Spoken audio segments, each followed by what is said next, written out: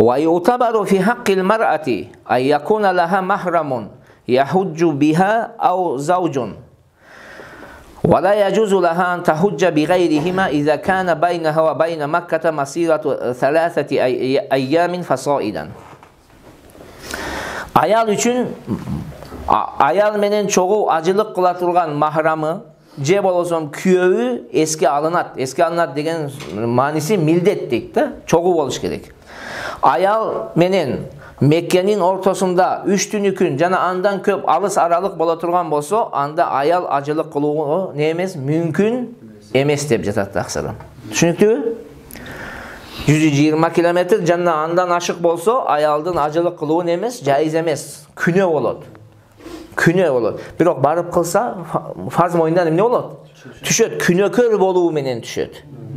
Ол жактан күнөө, бул жактан милдет түшөт да, кыскасы. Жанагы күн чыгып атканда намаз окугандай, күн батып жатканда намаз окугандай эле болуп калат да. Түшүнүңүздөрбү? Эми ошол махрам кандай сыпаттарга ээ болуш керек таксырым? Махрам түшүндүм.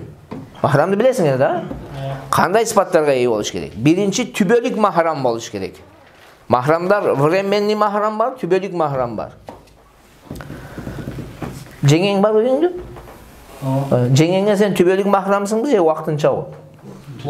Vaqtınça. Значит, sen cengen menen ajılıkka барсаң болбойт деген сөз бул. Mahram кандай mahram болсун? Tübölük. Ал туганбы, же эмчек эмгендиктен mahram болуп калганбы, же кайнатабы айырмасы жок. Булар tübölük mahramдар. Кайната tübölük mahram болобу аялга? Бирөөдөн сүт эмген болсо түбөлүк махрам болобу? Я. Анан же чындап эле тууган махрамыңыз, өзүңүздүн агаңыз, эниңиз, ушундайлар. Түшүнүктүүбү? Экинчи, ишеничтүү болуш керек. Махрам деп эле кете бербеш керек. Ишеничтүү болсун, аманатчыл болсун. Тактап айтканда фасык болбосун. Бузуку адам болбош керек. Түшүнүңөрбү? Бузуку адам жакын тууган болсо, жеки эмчек эмген себептен тууган болсо да аны менен жөнөтпөйсүң таксырым. Фасык адам менен. Фасык адам же керек болсо күйөөбү да эле барып байкуштун несин бузуп коюшу мүмкүн, фасык болсо. Ажылыгын бузуп коюшу мүмкүн да, жанагы кылычкында неме болуп кетип, бензе болуп коюшу мүмкүн да, таксырым. Ишеничтүү болсун да, кыскасы. Билсин ошол ажылыктын эрежелерин билип, Кудайдан корккон адам болсун. Үчүнчүсү, балагатка жеткен болуш керек. Жаш балдар бул нерсеге не болбойт экен, махрам деп алып алсаңыз жарабайт. Төртүнчүсү, акылдуу болуш керек. Түшүнүктүүбү таксыларым?